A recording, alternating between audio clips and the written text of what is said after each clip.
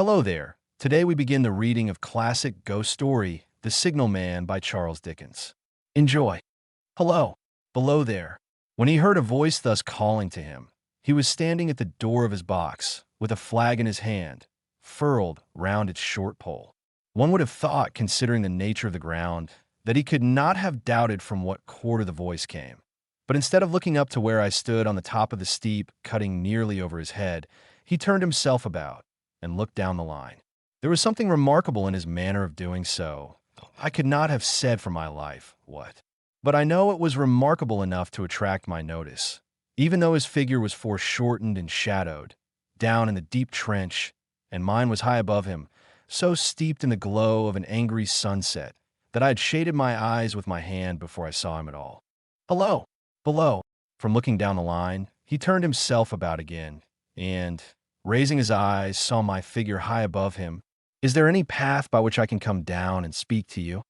He looked up at me, without replying, and I looked down at him without pressing him too soon with a repetition of my idle question.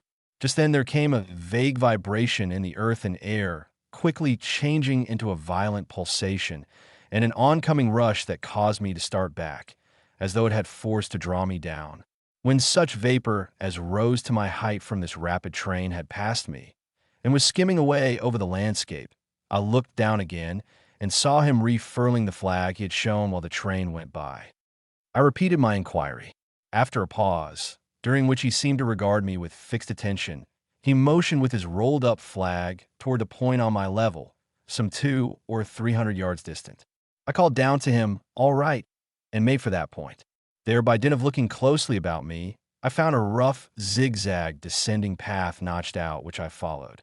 The cutting was extremely deep and unusually precipitate.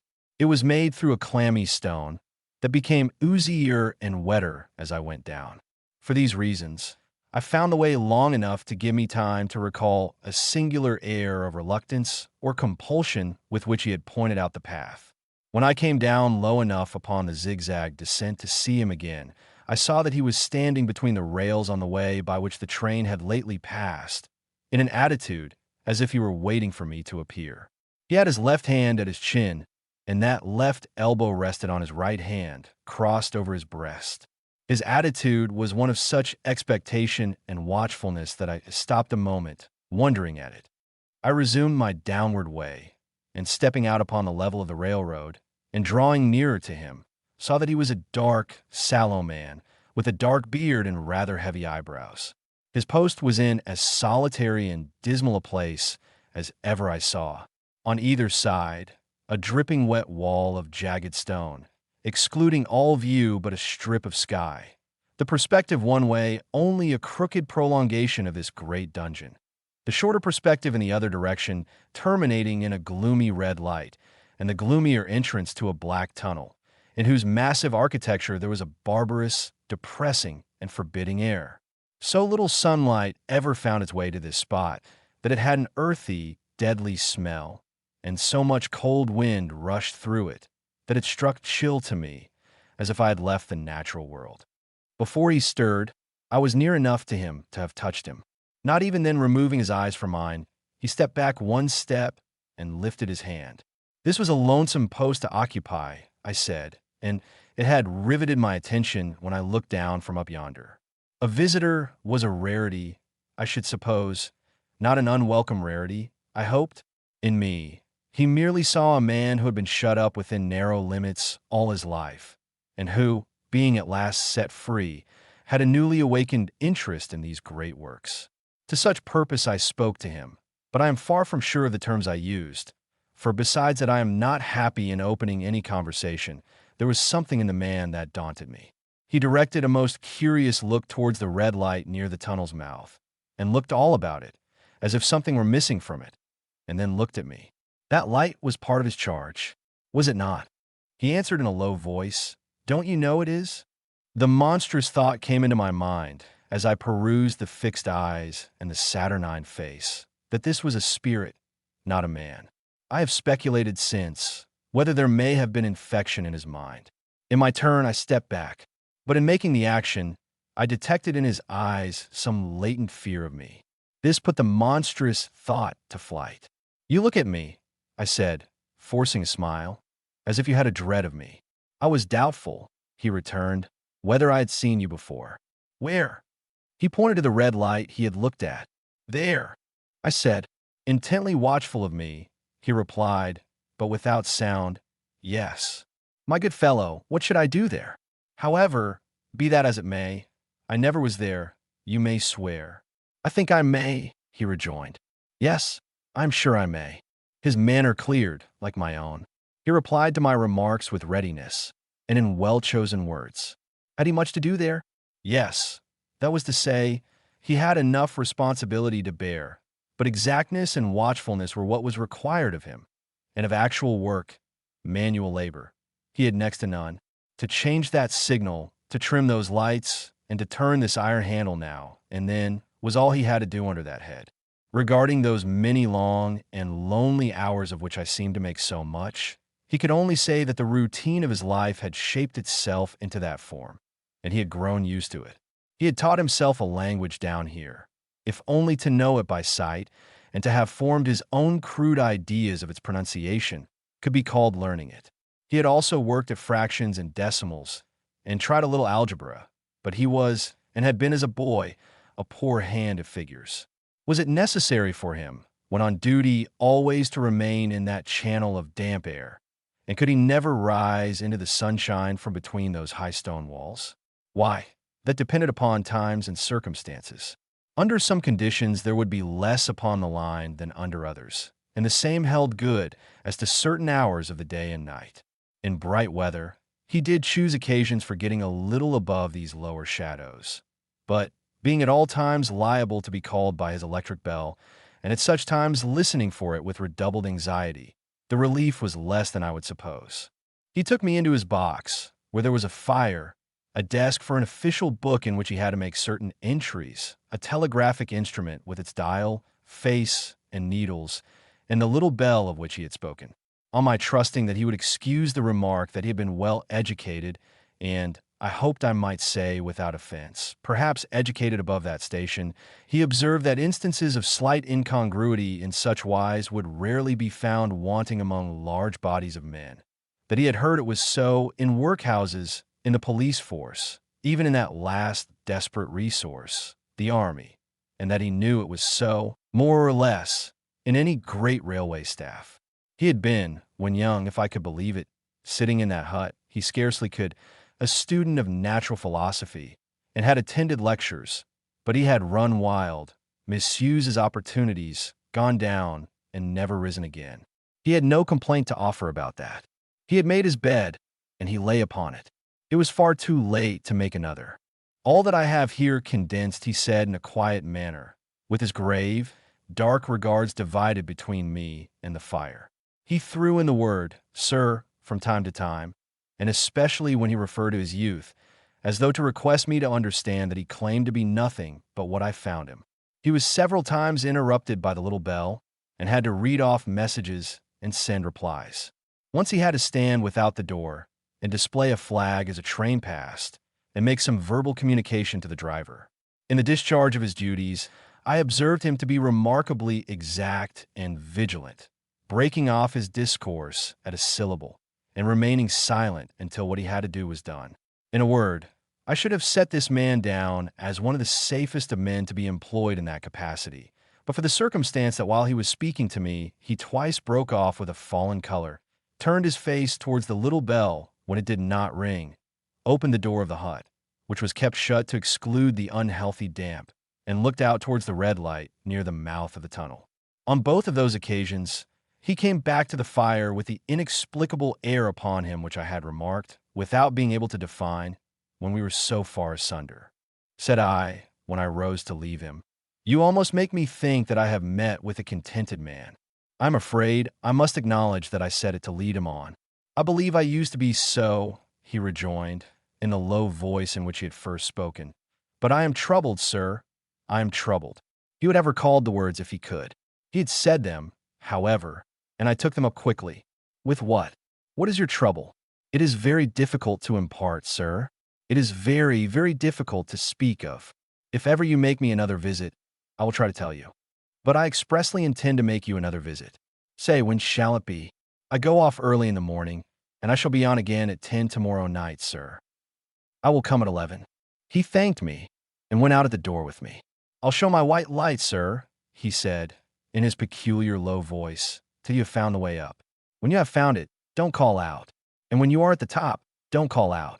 His manner seemed to make the place strike colder to me, but I said no more than, very well. And when you come down tomorrow night, don't call out. Let me ask you a parting question. What made you cry hello, below there, tonight?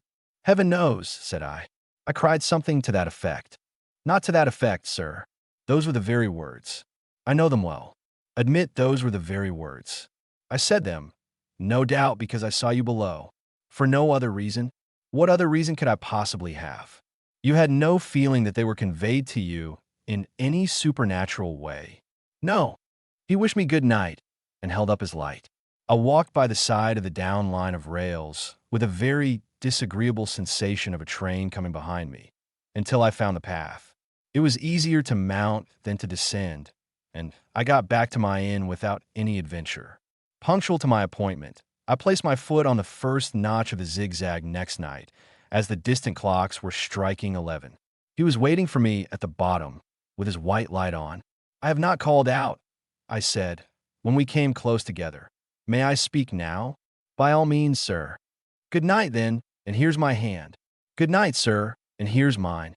With that we walked side by side to his box, entered it, closed the door, and sat down by the fire.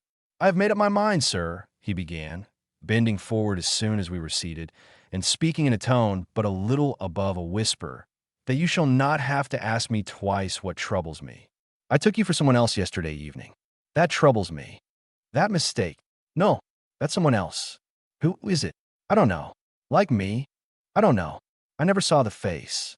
The left arm is across the face, and the right arm is waved, violently waved. This way. I followed his action with my eyes, and it was the action of an arm gesticulating with the utmost passion and vehemence. For God's sake, clear the way. One moonlight night, said the man, I was sitting here when I heard a voice cry, hello, below there. I started up, looked from that door, and saw this someone else standing by the red light near the tunnel, waving as I just now showed you. The voice seemed hoarse with shouting, and it cried, look out, look out. And then again, hello, below there, look out. I caught up my lamp, turned it on red, and ran towards the figure, calling, what's wrong? What has happened? Where? It stood just outside the blackness of the tunnel. I advanced so close upon it that I wondered at its keeping the sleeve across its eyes. I ran right up at it and had my hand stretched out to pull the sleeve away when it was gone. Into the tunnel, said I. No, I ran on into the tunnel, 500 yards. I stopped and held my lamp above my head and saw the figures of the measured distance and saw the wet stains stealing down the walls and trickling through the arch. I ran out again faster than I had run in, for I had a mortal abhorrence of the place upon me, and I looked all round the red light with my own red light, and I went up the iron ladder to the gallery atop of it, and I came down again and ran back here. I telegraphed both ways. An alarm has been given. Is anything wrong? The answer came back, both ways, all well. Resisting the slow touch of a frozen finger tracing out my spine, I showed him how that this figure must be a deception of his sense of sight, and how that figures, originating in disease of the delicate nerves that minister to the functions of the eye, were known to have often troubled patients, some of whom had become conscious of the nature of their affliction, and had even proved it by experiments upon themselves.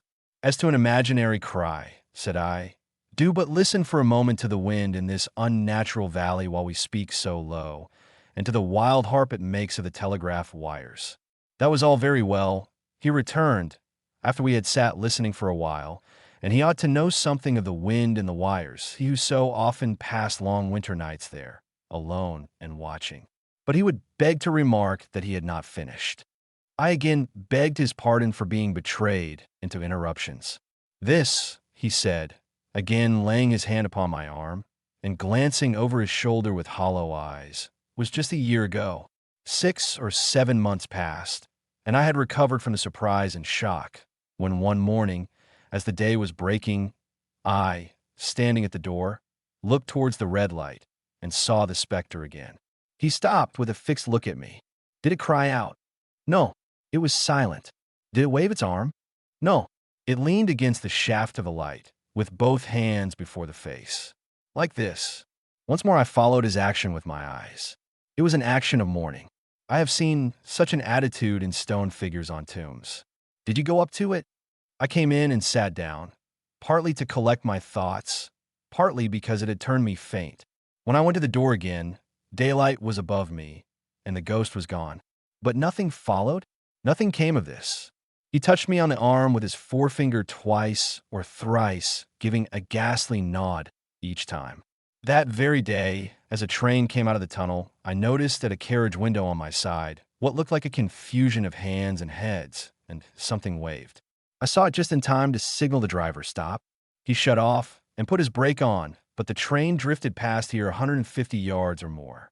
I ran after it, and, as I went along, heard terrible screams and cries.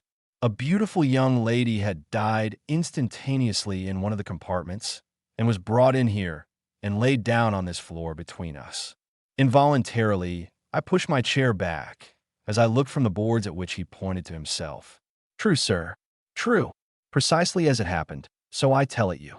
I could think of nothing to say to any purpose, and my mouth was very dry. The wind and the wires took up the story with a long, lamenting wail. He resumed, Now, sir, mark this, and judge how my mind is troubled. The specter came back a week ago. Ever since, it has been there, now and again, by fits and starts. At the light. At the danger light. What does it seem to do? He repeated, if possible with increased passion and vehemence, that former gesticulation of, for God's sake, clear the way. Then he went on, I have no peace or rest for it. It calls to me for many minutes together in an agonized manner. Below there? Look out! Look out! It stands waving to me. It rings my little bell. I caught at that. Did it ring your bell yesterday evening when I was here, and you went to the door? Twice. Why, see, said I, how your imagination misleads you. My eyes were on the bell, and my ears were open to the bell, and if I am a living man, it did not ring at those times. No, nor at any other time, except when it was rung in the natural course of physical things by the station communicating with you. He shook his head. I have never made a mistake as to that yet, sir. I have never confused the specter's ring with the man's. The ghost's ring is a strange vibration in the bell that it derives from nothing else, and I have not asserted that the bell stirs to the eye. I don't wonder that you fail to hear it, but I heard it. And did the specter seem to be there when you looked out? It was there, both times. He repeated firmly, both times. Will you come to the door with me and look for it now? He bit his under lip as though he were somewhat unwilling, but arose. I opened the door and stood on the step while he stood in the doorway. There was the danger light. There was the dismal mouth of the tunnel. There were the high, wet stone walls of the cutting. There were the stars above them. Do you see it? I asked him, taking particular note of his face. His eyes were prominent and strained, but not very much more so, perhaps, than my own had been when I had directed them earnestly towards the same spot. No, he answered. It is not there. Agreed, said I. We went in again, shut the door, and resumed our seats. I was thinking how best to improve this advantage, if it might be called one, when he took up the conversation in such a matter-of-course way. So, assuming that there could be no serious question of fact between us, that I felt myself placed in the weakest of positions. By this time you will fully understand, sir, he said, that what troubles me so dreadfully is the question, what does the specter mean? I was not sure. I told him that I did fully understand. What is its warning against? He said, ruminating with his eyes on the fire, and only by times turning them on me. What is the danger? Where is the danger? There is danger overhanging somewhere on the line. Some dreadful calamity will happen. It is not to be doubted this third time, after what has gone before. But surely this is a cruel haunting of me. What can I do? He pulled out his handkerchief and wiped the drops from his heated forehead. If I telegraph danger on either side of me, or on both, I can give no reason for it, he went on, wiping the palms of his hands. I should get into trouble and do no good. They would think I was mad. This is the way it would work? Message, danger. Take care. Answer, what danger? Where? Message, don't know. But for God's sake, take care. They would displace me. What else could they do? His pain of mind was most pitiable to see. It was the mental torture of a conscientious man, oppressed beyond endurance by an unintelligible responsibility involving life. When it first stood under the danger light, he went on, putting his dark hair back from his head and drawing his hands outward across and across his temples in an extremity of feverish distress. Why not tell me where that accident was to happen? If it must happen, why not tell me how it could be averted? If it could have been averted, when on its second coming it hit its face, why not tell me? Instead, she's going to die. Let them keep her at home. If it came, on those 2 occasions, only to show me that its warnings were true, and so to prepare me for the third, why not warn me plainly now? And I, Lord help me, a mere poor signalman on this solitary station. Why not go to somebody with credit to be believed and power to act? When I saw him in this state, I saw that for the poor man's sake, as well as for the public safety, what I had to do for the time was to compose his mind. Therefore, setting aside all question of reality or unreality between us, I represented to him that whoever thoroughly discharged his duty must do well, and that at least it was his comfort that he understood his duty, though he did not understand these confounding appearances. In this effort, I succeeded far better than in the attempt to reason him out of his conviction. He became calm. The occupations incidental to his post as the night advanced began to make larger demands on his attention, and I left him at 2 in the morning. I had offered to stay through the night, but he would not hear of it. That I more than once looked back at the red light as I ascended the pathway, that I did not like the red light, and that I should have slept but poorly if my bed had been under it, I see no reason to conceal. Nor did I like the 2 sequences of the accident and the dead girl. I see no reason to conceal that either. But what ran most in my thoughts was the consideration, how ought I to act, having become the recipient of this disclosure. I had proved the man to be intelligent, vigilant, painstaking, and exact, but how long might he remain so? In his state of mind? Though in a subordinate position, still he held a most important trust, and would I, for instance, like to stake my own life on the chances of his continuing to execute it with precision? Unable to overcome a feeling that there would be something treacherous in my communicating what he had told me to his superiors in the company, without first being plain with himself and proposing a middle course to him, I ultimately resolved to offer to accompany him, otherwise keeping his secret for the present, to the wisest medical practitioner we could hear of in those parts, and to take his opinion. A change in his time of duty would come round next night. He had apprised me, and he would be off an hour or 2 after sunrise, and on again soon after sunset. I had appointed to return accordingly. Next evening was a lovely evening. I walked out early to enjoy it. The sun was not yet quite down when I traversed the field path near the top of the deep cutting. I would extend my walk for P. 3:21 hour, I said to myself, half an hour on and half an hour back, and it would then be time to go to my signalman's box. Before pursuing my stroll, I stepped to the brink and mechanically looked down from the point from which I had first seen him. I cannot describe the thrill that seized upon me when, close at the mouth of the tunnel, I saw the appearance of a man with his left sleeve across his eyes, passionately waving his right arm. The nameless horror that oppressed me passed in a moment. For in a moment, I saw that this appearance of a man was a man indeed, and that there was a little group of other men, standing at a short distance, to whom he seemed to be rehearsing the gesture he made. The danger light was not yet lighted. Against its shaft, a little low hut, entirely new to me, had been made of some wooden supports and tarpaulin. It looked no bigger than a bed.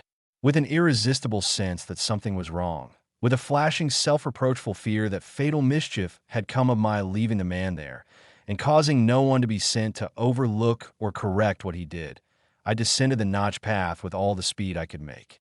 "What is the matter?" I asked the men. "Signalman killed this morning, sir." "Not the man belonging to that box?" "Yes, sir." "Not the man I know?" "You will recognize him, sir, if you knew him," said the man who spoke for the others, solemnly uncovering his own head and raising an end of the tarpaulin, "for his face is quite composed." "Oh, how did this happen? How did this happen?" I asked, turning from one to another as the hut closed in again. "He was cut down by an engine, sir. No man in England knew his work better. But somehow he was not clear of the outer rail. It was just a broad day.